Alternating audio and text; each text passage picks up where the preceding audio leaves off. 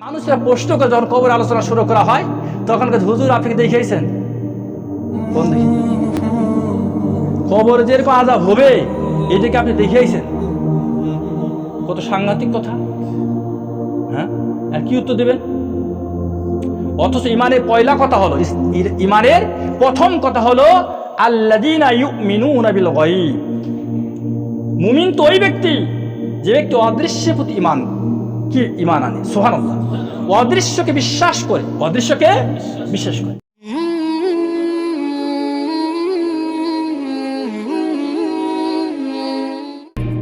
সব ক্ষেত্রে আপনাকে আমাকে বাধ্য করে চলতে হবে। তো এই আয়াতটা আমাদেরকে বেশি বেশি এই যে দুনিয়ার এই ধান্দায় করিয়া আজকে অধিকাংশ মানুষ আখিরাতকে কি ভুলে গেছে, আখিরাতকে ভুলে গেছে।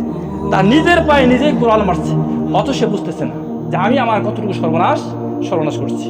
এই জন্য আমাদেরকে এই সূরা আলে ইমরানের 185 নম্বর আয়াতটা কুল্লু নাফসিন জাইকাতুল মাউত ওয়া ইন্নামা তুওয়াফুনা উজুরাকুম ইয়াউমাল কিয়ামা ফামান জুহজিয়া আনিন নারি ওয়া উদখিলাল জান্নাতা ফাকাদ ফাজ ইল্লা মাতাউল গুরুর। এই আয়াতটা আমি অনুরোধ করব সবাইকে, আমার সবাই এই আয়াতটা বেশি বেশি করব যে প্রত্যেকেই মৃত্যুর স্বাদ চাকতেই হবে। এখান থেকে কেউ বাঁচবে না। সফলতা লাভ করছে ওই ব্যক্তি যাকে কিয়ামতের দিন আগুন থেকে জাহান্নাম থেকে দূরে রাখা হবে আর জান্নাতে প্রবেশ করানো হবে। আর কিয়ামতের দিন আপনার আমার ভালো মন্দের সকল কিছুর পরিপূর্ণ বদলা দিয়ে দেওয়া হবে। আর দুনিয়ার ধান্দায় যারা পড়ে যাবে ক্ষতিগ্রস্ত হবে। বন্ধুগণ, আমরা প্রথম যে আয়াতগুলি আমরা তেলাওয়াত শুনেছিলাম সেখানে সূরা আল ইমরানের 131 নম্বর আয়াত, এখানে আল্লাহ বলছেন ওয়াত্তাকুন নার আল্লাতী উইদ্দাত লিল কাফিরিন। ওয়াত্তাকু, ভয় করো বাঁচো আর নারা, ওই আগুন থেকে আল্লাতী উইদ্দাত লিল কাফিরিন, যা কাফেরদের জন্য তৈরি করা হয়েছে, কাফেরদের জন্য তৈরি করেছে। এখন ওই কাফেরদের জন্য যে আগুন তৈরি করা হয়েছে, যে জাহান্নাম তৈরি করা হয়েছে, আজ মুসলমানেরা ওই আগুনে ওই জাহান্নামে নাউজুবিল্লাহ জানে কিভাবে প্রতিযোগিতা করছে। ওই যে নামাজ না পড়লেই আপনি ওই জাহান্নামের দিকে আগাচ্ছেন, রোজা না রাখলেই আপনি ওই জাহান্নামের দিকে আগাচ্ছেন, আপনি হালাল এবং হারামের মধ্যে বাছ বিচার না করলেই আপনি ওই জাহান্নামের দিকে আগাচ্ছেন। একটু আগে যে মাসলাটা বললাম, এই মাসলার ক্ষেত্রে আমরা যদি গুরুত্ব না দেই যে কিভাবে জমিন ইজারা নিতে হবে বা বন্ধক নিতে হবে এই ক্ষেত্রে, এবং ওই যে ওসরের কথা বললাম, জাকাতের ফসলের জাকাত ওসর, আর যেই লোকটা টাকা পয়সা আছে সারা বছর খেয়ে দিয়ে তার কাছে যদি 7.5 ভরি স্বর্ণ অথবা 52 তোলার রূপার সমপরিমাণ টাকা সারা বছর খেয়ে দিয়ে তার কাছে ব্যালেন্স থাকে, গচ্ছিত থাকে, ওই টাকার শতকরা 2.5 টাকা তাকে জাকাত দিতে হবে। কি দিতে হবে? জাকাত দিতে হবে। এইরকম লোক অনেক আছে। আমরা হিসাব করে দিই 45 থেকে 50 হাজার টাকা সারা বছর খেয়ে দিয়ে যার গচ্ছিত আছে, ওই লোকটার উপর জাকাত খরচ হয়ে গেছে। এরকম লাখ লাখ টাকার মালিক হয়ে গেছে মানুষ, কিন্তু জাকাত দিচ্ছে না। এই যে জাকাত দিচ্ছি না, জাকাত না দিলে কি হবে?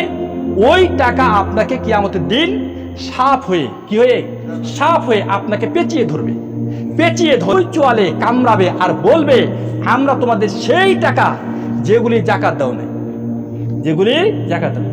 কেউ যদি সোনার রূপার জাকাত না দেয়, ওই সোনার রূপা কিয়ামতের দিন জাহান্নামের আগুনে তা দেওয়া হবে, আর ওগুলি দিয়ে তার পিঠে সেক দেওয়া হবে। এগুলা ডাইরেক্ট কোরআনে আলোচনা, ডাইরেক্ট হাদিসের আলোচনা। বন্ধু, যদি গুরুত্ব না দেয় তাহলে আমরাই ক্ষতিগ্রস্ত হব। আজকে জাহান্নামে ওই যে কাফের কাকে বলে? যে ব্যক্তি আল্লাহর দ্বীনকে অস্বীকার করে, আল্লাহ কোন আয়াতকে অস্বীকার করে, আল্লাহ কোন হুকুমকে অস্বীকার করে, সেই ব্যক্তি কাফের। কোরআনের একটি আয়াতকে, একটি হুকুমকে যে অস্বীকার করে সেই কাফের। মানুষের বর্তমান ইমান আমল এমন পর্যায়ে চলে গেছে, মানুষ এত জ্ঞানের, ইসলামী জ্ঞান তাদের এত কম। হ্যাঁ, এই কথা আপনারা শুনেছিলেন হয়তো এর আগে। হ্যাঁ, মানুষরা প্রশ্ন করে যখন কবর আলোচনা শুরু করা হয় তখন হুজুর আপনি দেখিয়েছেন কোন দেখি কবর যেরকম আযাব হবে এটাকে আপনি দেখিয়েছেন? কত সাংঘাতিক কথা। হ্যাঁ, আর কি উত্তর দেবেন? অথচ ইমানের পয়লা কথা হলো, ইমানের প্রথম কথা হলো আল্লাযীনা ইউমিনুনা বিল গায়ব, মুমিন তো ওই ব্যক্তি যে ব্যক্তি অদৃশ্যের প্রতি ঈমান আনে। সুবহানাল্লাহ। অদৃশ্যকে বিশ্বাস করে, অদৃশ্যকে বিশ্বাস করে। মহাগ্রন্থ আল কোরআনের প্রথমেই এ কথা বলে দিয়েছেন, জালিকাল কিতাবু লা রাইবা ফি হুদাল লিল মুত্তাকিন, যেটা এমন একটি কিতাব যে এই কিতাবের কোনো আপনার কোনো শঙ্কা নেই, কোনো সন্দেহ সংশয় নেই, কোনো সন্দেহ সংশয় নেই, তবে সন্দেহকারীর অভাব নেই। এই কোরআনে কোনো সন্দেহ নাই, কিন্তু সন্দেহকারীর অভাব নেই। ওই যে সন্দেহ করলো যে আপনি কি দেখে আইছেন, আর এই কোরআন কাকে পথ দেখাবে? আল্লাহ হুদাল লিল মুত্তাকিন, যারা মুত্তাকি, যারা আল্লাহকে এই যে ওয়াত্তাকু, তোমরা বাঁচো, মুত্তাকি হও, বাঁচো মানে মুত্তাকি হও, পরহেজ করে চলো, বাছ বিচার কইরা চলো, হালাল এবং হারামের মধ্যে, ন্যায় এবং অন্যায়ের মধ্যে, হক এবং বাতিলের মধ্যে তুমি বাছ বিচার করে চলো, তাহলেই তুমি বাঁচবে। বন্ধুগণ, তাহলে আল্লাহ তাআলা কত সুন্দরভাবে কথাগুলি বলেছেন, তোমরা বাঁচো ওই আগুন থেকে যা তৈরি করা হয়েছে। আমরা কিন্তু এই ক্ষেত্রে একটু গাফিল হয়ে যাচ্ছি, উদাসীন হয়ে যাচ্ছি। আমরা এই জাহান্নাম থেকে বাঁচবো যদি আমরা আল্লাহকে বেশি বেশি ভয় করি,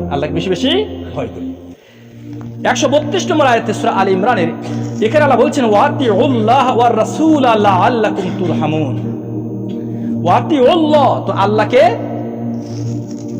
আল্লাহর আনুগত্য করো, ওয়ার রাসূল এবং তার রাসূলের আনুগত্য করো, লাআল্লাকুম তুরহামুন, তাহলে তোমাদের প্রতি অনুগ্রহ বর্ষিত হবে। সুবহানাল্লাহ।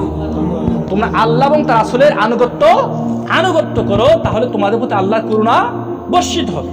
তা আল্লাহর রহমত যদি পেতে চাই, করুণা যদি পেতে চাই, তাহলে অবশ্যই আল্লাহ এবং রাসূলের আনুগত্য করতে হবে সকল ক্ষেত্রে। কিছু কিছু ক্ষেত্রে আল্লাহ এবং রাসূলকে মানলাম, আর কিছু কিছু ক্ষেত্রে মানলাম না, তা চলবে না। সকল ক্ষেত্রে আল্লাহ এবং রাসূলকে মেনে চলতে হবে। ইসলাম তো এমন একটা জিনিস, ইসলামী অপূর্ণাঙ্গতা বলতে কিছু নাই। আমরা বলি একটা স্লোগান যে সকল সমস্যার সমাধান দিতে পারে আল কোরআন। এমন কোনো বিষয় নাই যে ওই বিষয়ে আপনার ইসলাম ফায়সালা দেয়। সকল বিষয়ে সঠিক ফায়সালা কোরআন দিয়ে দিয়েছে। সুবহানাল্লাহ। ওই যে বললাম, তিবিয়ানা লিকুল্লি শাই, প্রত্যেকটা বিষয়ে চুলচিরা আলোচনা মহাগ্রন্থ আল কোরআনে এসেছে। ইসলাম হলো পরিপূর্ণ একটা জীবন ব্যবস্থা। এই কথাটাই কিন্তু মহাগ্রন্থ আল কোরআন সূরা মায়েদা 3 নম্বর আয়াত বলছে, আল ইয়াউমা আকমালতু লাকুম দীনাকুম ওয়া আতমামতু আলাইকুম নি'মাতি ওয়া রাদিতু লাকুমুল ইসলাম দীনা। আল্লাহ বলছে, আমি আজকে ইসলামটাকে পরিপূর্ণ করে দিলাম, তোমাদেরকে যে নিয়ামত অনুগ্রহ দেওয়ার কথা ছিল তাও পরিপূর্ণ করে দিয়ে দিলাম, তোমাদের জীবন ব্যবস্থা হিসাবে মনোনীত করলাম। সুবহানাল্লাহ। ওয়া রাদিতু লাকুমুল ইসলামা, ইসলামকে তোমাদের দ্বীন হিসাবে আমি মনোনীত করে দিলাম। সুবহানাল্লাহ। ইন্নাদ দীনা ইনদাল্লাহিল ইসলাম, ইসলাম ছাড়া অন্য কোনো দিন, অন্য কোনো জীবন ব্যবস্থা, অন্য কোনো ধর্ম আল্লাহর কাছে গ্রহণযোগ্য। এই জন্য আল্লাহ অন্যত বলছে, আফা গায়রা দীনিল্লাহি ইয়াবগুনা, তারা কি আল্লাহর দিন ছাড়া অন্য কোনো দিন তালাশ করে নাকি? এদের হইল কি? এদের কি হয়েছে যে আল্লাহর দিন ছাড়া, ইসলাম ছাড়া অন্য কোনো দিন তারা তালাশ করছে? বন্ধুগণ, আল্লাহ রাসূলের আনুগত্য করলেই আমরা আখিরাতে নাজাত পাবো, মুক্তি পাবো।